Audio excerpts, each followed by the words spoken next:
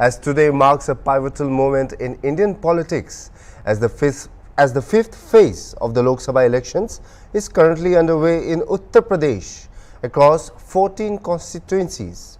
Voters are actively participating, shaping the future and deciding the fate of prominent figures, including 4 union ministers such as Rajnath Singh and Smriti Irani, along with Congress's leader Rahul Gandhi. Stay tuned as we bring you the latest updates and insights from the heart of this electoral battleground. We will now be joined by our senior correspondent from Uttar Pradesh, Mr. Asar. Hello. Hello. Yes, Mr. Asar. Yes. Yes.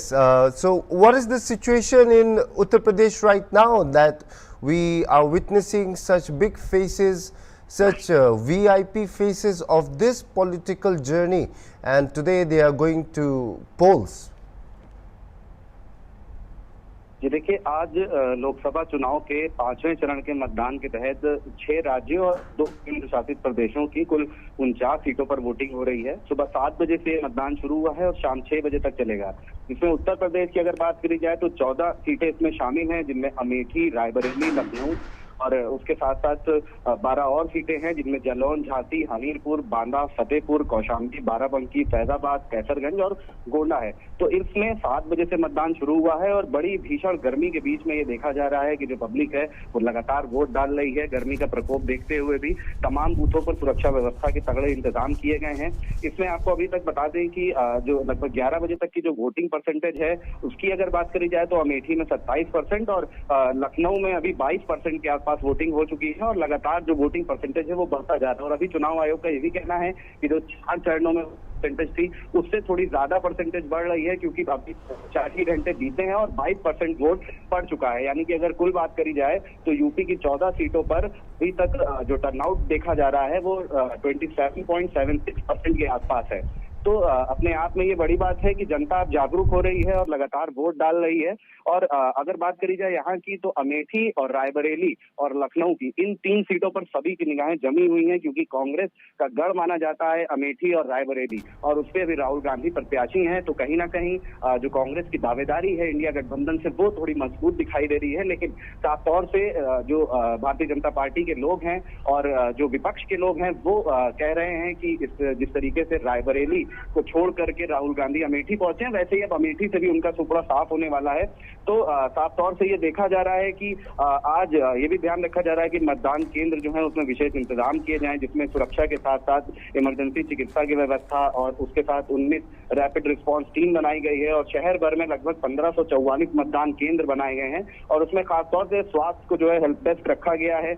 और देखा जा रहा है कि किसी भी मतदान कर्मी या वोटर के बीमार होने पर तत्काल डॉक्टर की सुविधा उपलब्ध रहे। एम्बुलेंस भी रखी गई है, बीमार और दिव्यांगों के लिए रैपिड रिस्पांस टीम गठित करी गई है। साथ ही साथ बड़े पैमाने पर जो सुरक्षा व्यवस्था उसको देखा जा रहा है। और अभी रक्षा मंत्री राजनाथ सिंह जो हॉट सीट से यहाँ लखनऊ से प्रत्याशी हैं और साथ साथ भारतीय जनता पार्टी के एक बड़े उम्मीदवार भी हैं, वो एक तगड़ी फाइट देंगे यहाँ पे इंडिया गठबंधन के मध्य से प्रत्याशी रविदास मेहरोत्रा को। और रविदास मेहरोत्रा भी अभी वोट डाल चुके हैं और दोनों एक दूसरे पर हमलावर हो रहे हैं कि इस बार जो है किसकी सरकार बनेगी। तो ये बड़ा सवाल है, आने वाले चुनाव के नतीजे बताएंगे कि आखिर कौन किस पे भारी पड़ रहा है। फिलहाल अभी जो वोटिंग है वो लगातार जारी है। अगर बात करी जाए वोटिंग के 5वें चरण के मतदान तो रायबरेली में 17,83,551 मतदाता हैं और 8,52,000 जिसमें महिला हैं और उसमें लगभग 9 लाख के आसपास पुरुष हैं। रायबरेली में 1236 मतदान सेंटर हैं और कांग्रेस के राहुल गांधी, बीजेपी से दिनेश प्रताप सिंह व बसपा से ठाकुर प्रसाद यादव रायबरेली से प्रत्याशी हैं। तो कहीं ना कहीं सबसे अहम जो यूपी की सीटें मानी जा रही है उसमें रायबरेली, अमेठी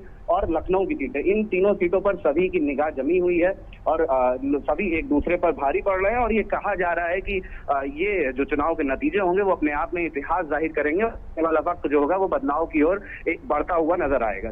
जी, लेकिन कुछ सूत्रों के अनुसार ऐसा पता लग रहा है कि सिर्फ लखनऊ में जो राजनाथ सिंह का गढ़ है, सिर्फ ऐसा लग रहा है कि सिर्फ वहीं पे बीजेपी का क्या बोलते हैं उसको, उनका श्योर सीट लग रहा है।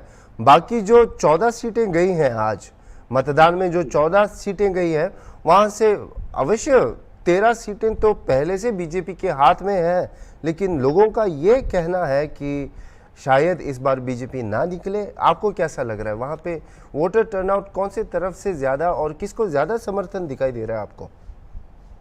बिल्कुल चैंग, आपने ये बहुत ही अहम बात रखी है, क्योंकि लखनऊ में जो 2 सीटें हैं उसमें मोहनलालगंज की एक सीट है जहां पर पिछले 10 सालों से भारतीय जनता पार्टी के सांसद हैं कौशल किशोर, लेकिन वहां के जो लोगों ने हैं वो बॉयकॉट कर दिया है पूरी तरीके से वोट को। उन्होंने अभी तक कहीं पे भी मोहनलालगंज क्षेत्र के कुछ बूथों पर चुनाव नहीं हुआ है, अभी तक वोटिंग नहीं करी गई है। तो इसी तरीके का जो नजारा है वो और इसके साथ साथ जो और यूपी की 14 सीटें जिनमें आज मतदान हो रहा है उनमें दिखाई दे रहा है कई जगह ऐसा माहौल है जहां पे लोग वोट नहीं डाल रहे हैं। कई जगहों पर लोगों ने कहा है कि हम नोटा करेंगे।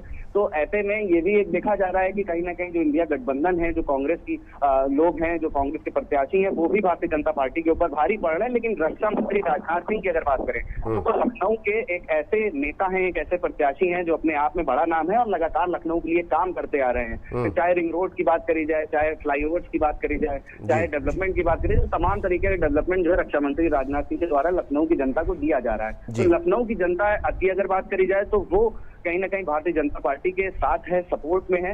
अब जो दूसरे सीटें हैं वहां पर जो लोग हैं वो भारी पड़ रहे हैं, क्योंकि इससे पहले अभी कल की अगर बात करें तो कल कांग्रेस की रैली थी, उसके में एक बड़ी भगदड़ मच गई, एक बड़ा जनसैलाब वहां पे देखा गया था कांग्रेस की रैली के बीच में, जहाँ पे संबोधन हो रहा था राहुल गांधी का और प्रियंका गांधी भी वहां पे मौजूद थी। काफी दिनों से वो लोग वहां पे प्रचार कर रहे हैं। तो जो उनके समर्थक थे उस भीड़ को देख करके अंदाजा लगाया भी जा सकता है कि हो सकता है अब जो वक्त है वो आने वाला वक्त बदलता हुआ नजर आए, क्योंकि अमेठी और रायबरेली ये कांग्रेस का गढ़ भी माना जाता है। तो अपने आप में, और कौशाम्बी की अगर बात करी जाए तो कौशाम्बी समाजवादी पार्टी का गढ़ माना जाता है और यहाँ से मजबूत कैंडिडेट हमेशा समाजवादी पार्टी खड़ी करती है।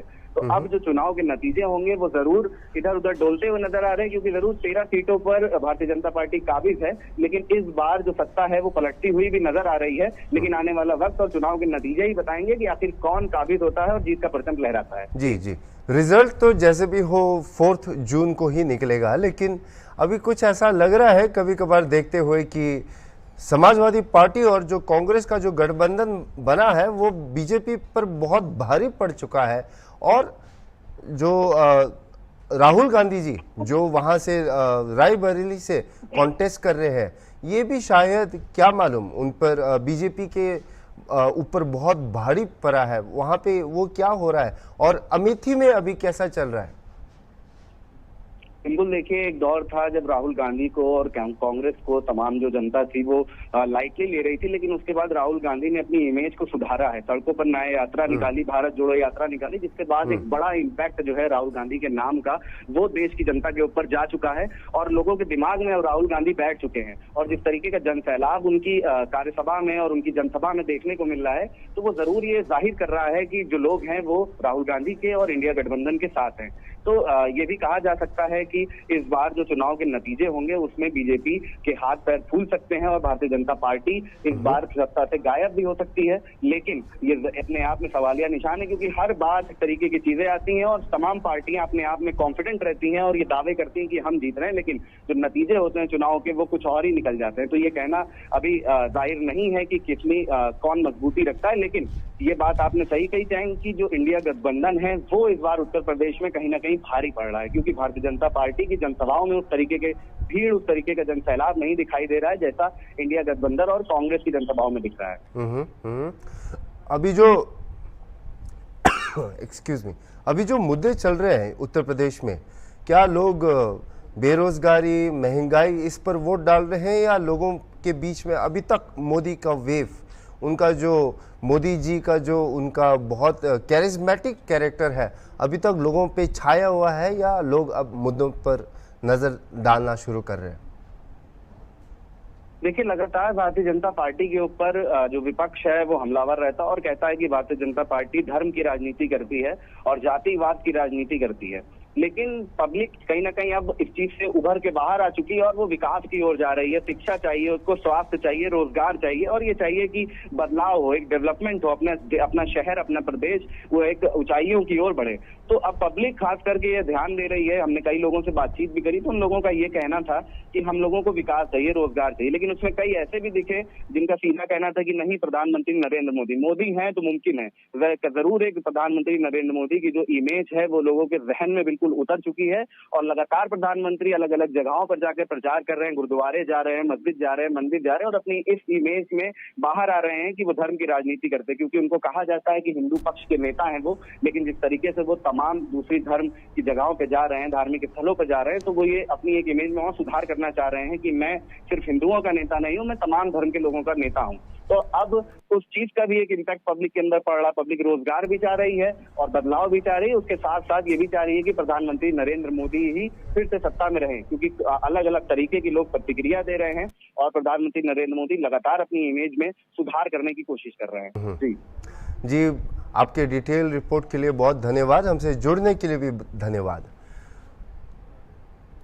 So, as we all know that after the elections, the results which will be declared on 4th June is going to be the deciding factor. And though we are all aware that UP is one of the biggest battlefields for this Lok Sabha elections, and the momentum sometimes it shifts and sometimes it works in your favor, such as politics. So at the end of the day, let's see what the voters will decide and who they decide to vote into power.